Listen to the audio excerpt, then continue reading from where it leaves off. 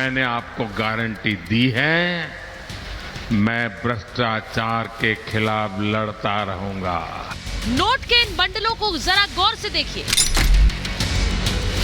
गौर से इसलिए क्योंकि आपने इतना पैसा शायद ही कभी देखा होगा। ये 100 करोड़ नहीं, 200 करोड़ भी नहीं, बल्कि ये 300 करोड़ से भी ज्यादा है। नोटों की गिनती जारी है। हालात ये है कि इन नोटों को गिनते गिनते कई मशीनें थक गई, तो कई मशीनें खराब हो गई, लेकिन अभी तक नोट खत्म नहीं हुए। जरा सोचिए, सिर्फ एक आदमी के पास इतना पैसा कहां से आया? क्या ये ईमानदारी का पैसा है? बिल्कुल नहीं, ये पैसा सिर्फ भ्रष्टाचार का है।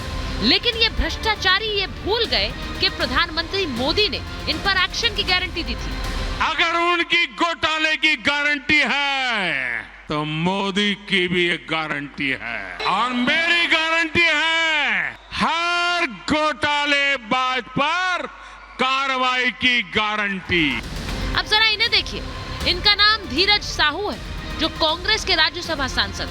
ये वही कांग्रेस के नेता हैं जिनके ठिकानों से 300 करोड़ से ज्यादा का कैश बरामद हुआ। इतना पैसा धीरज साहू के पास कहां से आया? इसका हिसाब धीरज साहू के पास नहीं। क्या ये पैसा चुनाव में खपाने के लिए इकट्ठा किया जा रहा था? क्या इन पैसों का इस्तेमाल 24 चुनाव के दौरान झारखंड और उड़ीसा के अलावा पश्चिम बंगाल में वोटों की खरीद फरोख्त में होना था? सवाल ये भी है कि क्या 24 में मोदी से मुकाबले के लिए कांग्रेस की यही रणनीति?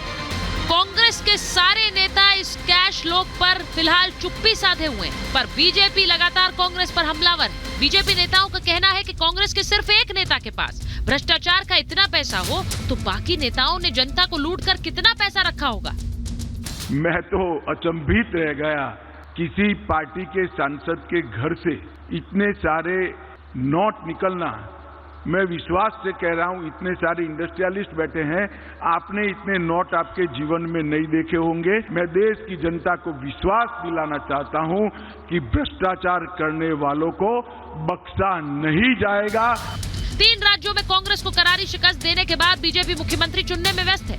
बीजेपी और प्रधानमंत्री मोदी को व्यस्त देख कांग्रेस अपनी काली कमाई को ठिकाने लगाने में जुटी थी, लेकिन कांग्रेस को पता नहीं कि मोदी की तीसरी आंख हमेशा भ्रष्टाचार के खिलाफ चौकन्नी है।